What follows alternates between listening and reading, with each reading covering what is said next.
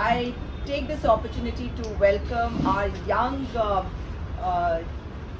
friends who are going to be handling the media after the elections also. So I think it gives me great pleasure to introduce Rito Mero and Walo Lasu. So from there, I want to come to the agenda for the day. As all of you know, my dear friends, that the Honorable Home Minister is in Nagaland today. And when he is in Nagaland, we need to ask certain questions on behalf of the people of Nagaland. Because you cannot have a one-way traffic. You cannot have the Home Minister talking about Jal Jeevan Mission, the roads, the development, the health sector, etc., etc. And that includes especially the Ayush Atalman Yojana. We have to ask questions on that because at the end of this press briefing, I will share with you a video and you will see what has happened at a hospital close to you. So, when he has come here, I am going to refer to a report from 2021. You know very well that this government does not share data. And the data that it shares comes with great difficulty. So this 2021 ICMR, National Center for Disease Informatics and Research. This is chapter 7. And this is about Nagaland.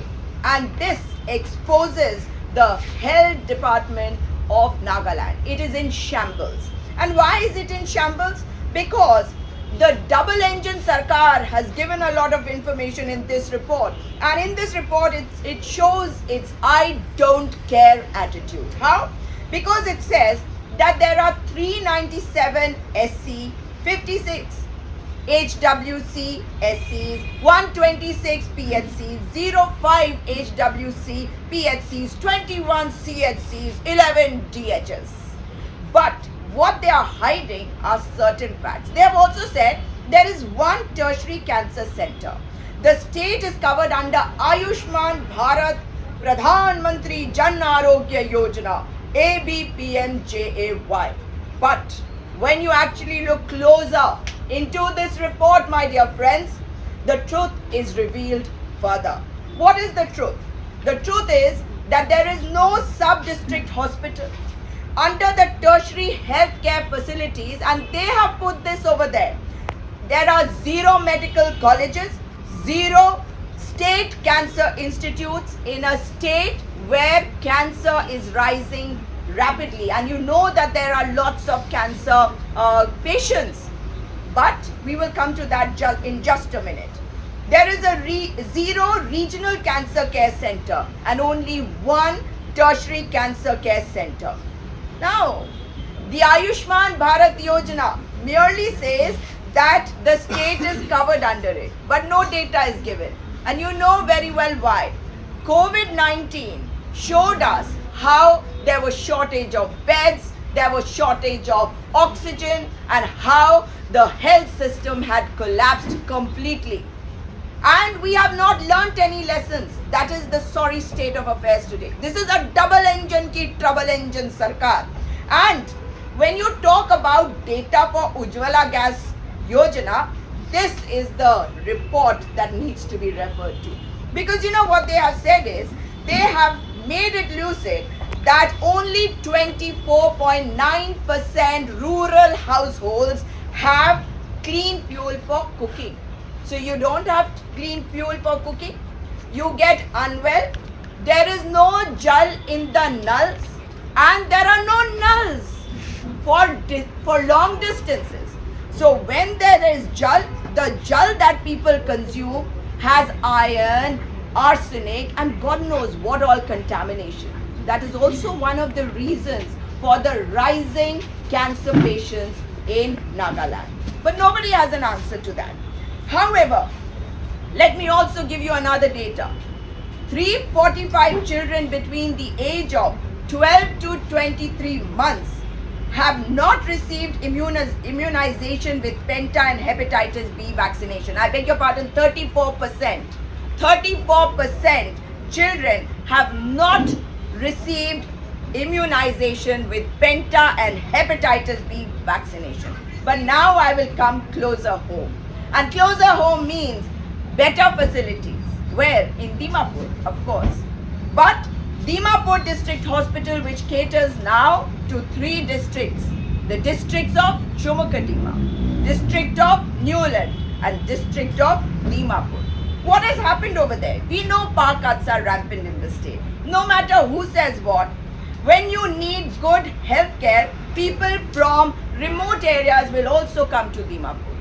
But first, their bones are going to get rattled while they are traveling right to Dimapur. After that, once they are here, there is no Jal Jeevan mission. But I am going to show you some visuals from 18th February 2023 of District Hospital, Dimapur. And what does it show? It shows power cut. The facade shows a power backup is present for the front portion of the hospital. When you enter, there are lights. And when you go to other parts of the hospital, there are no lights. Can you imagine that, my friends? I'm sure all of you living in Dimapur know this. But this is a question that needs answers from the state government of BJP and NDPP led by Mr. Rio. And it also requires an answer from the Home Minister Amit Shah, who is visiting Nagaland today. I have visuals where you will see in the hospital nurses treating patients in candlelight. Yes, my dear friends, candlelight. And of course, if these visuals are anything to go by, it just means that Mr. Amit Shah comes here for votes because, like the BJP likes to proclaim, they are 365 days, 24/7 in election mode. But they cannot give governance. They cannot give facilities. And this needs an answer. Why has Nagaland been left in such a state? Has nothing been learned from the COVID onslaught? Has Mr. Amit Shah, Mr. Narendra Modi, Mr. Nipo, who talk big, but on the ground when there is nothing, do they have answers for the people of Nagaland? For the health sector, the people of Nagaland are waiting for answers. For the Jal Jeevan mission, the people of Nagaland need answers. And now let me show you what I've got for you, my dear friends. And this is alarming. Because if in a state where you have a double engine sarkar and you do not have facilities, it just goes to show that the government does not care. Rio says, I don't care. Narendra Modi ji says, I don't care. And Amit Shah ji is saying today, I don't care about you. I will come and give a bhashan because I need your votes to stay in power. Here, my friends, take a look at these visuals now. This is the district hospital of Dimapur. This is the facade. The same day the visuals were taken, and let me go further from here. This is the part which does not have any power backup. And let me go further. I hope you can see what I'm showing you. I'll send you these pictures. There are people lying on the ground, my friends. Lying on the ground. And let me take you further. Yes, can you see this picture? There is no light. No light in Dimapur District Hospital. This is how the nurse is working there. What does the Prime Minister mean when he talks about health facilities provided to Northeast? Northeast is not Nagaland. Did he say anything about Nagaland? No, because he spoke about the Northeast. Maybe he's given facilities elsewhere. We don't know about that. But here in Nagaland, the financial capital of Nagaland, Dimapur, this is what you get to see. Nurses are working in candlelight. Can I go further? Take a look. These are nurses. Can you imagine? They are working so hard to save their patients. How they must be feeling when they have to go through this.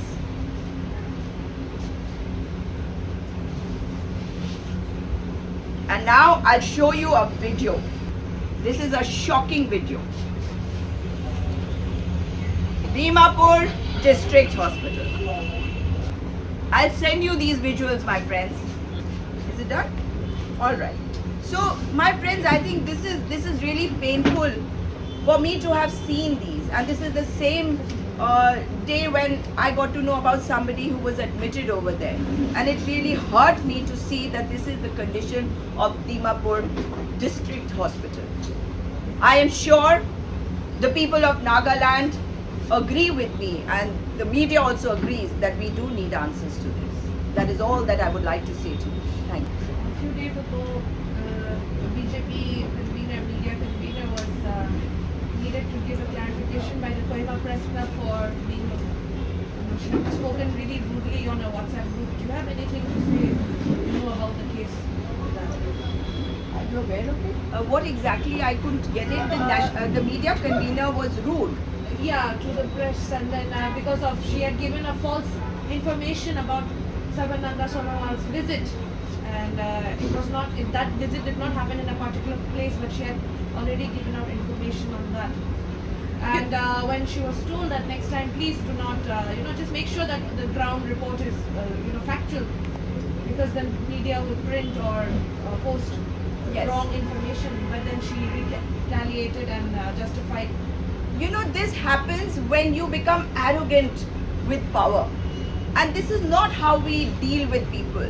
And especially in Nagaland, I find that people are, they are very understanding. You all are very busy, and if I get even 2 minutes late, I feel guilty. And like today, I got stuck in a traffic jam. It's my fault. I have to apologize for it. And this is not going to make me smaller or make you larger. This is civility. So I think civility is something that anybody from the BJP, does not have, because they've forgotten what human behavior should be. People should be respected, your time should be respected, and if you're coming for a particular press conference and you get wrong information, obviously you have to manage your time. So I think this is condemnable, and this should never happen, not just with the media, with anybody. This should be human behavior. I am not surprised that this unfortunate event happened, because they are a party who are very good at using bullying tactics, and we are very sorry that this happened to you, and I can assure you that we never encourage that kind of culture in our party. I have a question regarding the power issue in So I think last year also we had a opening of some facility there. And at that time it was revealed that Dimapur Hospital has an issue of theft. Issue of? Theft. So people go there and they steal the batteries, they kind of the wares, and because of that the hospital suffers power interruptions of the Are you sure that whatever happened, whatever you have on record, because of theft? These are mere excuses, I would say. I mean, this is the district hospital. I mean, in Dimapur. If a government that is so powerful, which is in an opposition-less assembly, if it cannot save its battery backups, then who's responsible for it? Our people, people's lives are important. Supposing there was theft also and something had happened to some patients, who would be responsible? How do you know that this has not happened to other people? These are mere excuses. When you have a government, the government is supposed to give, jobs to people. And this is, if you look at it, it's got a larger context, because if people don't have jobs, that's why they're stealing, right? And people of Nagaland are definitely not the kind who would like to steal. I have left things here and there while I've been in Nagaland. And I've come from outside. I've never lost anything. I have actually left things in shops and gone back to those shops and got them back. I don't think we should insult people by saying this. People of Nagaland, should be respected. And if there is a fault, that fault lies with the supervision, with the administration. It is the responsibility of the government to look into these issues.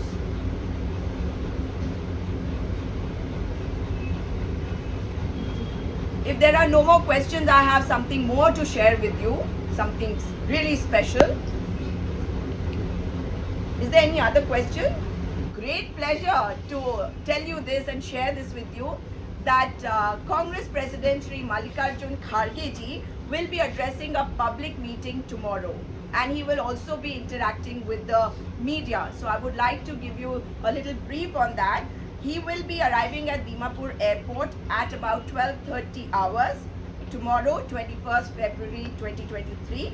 He will address a public meeting at Dimapur Village Council ground after that. And then the Congress President Shri Mallikarjun Kharge ji will interact with the media at Shunamite Inn at 2:30 p.m. And of course, he will be leaving from Dimapur airport at 4 p.m.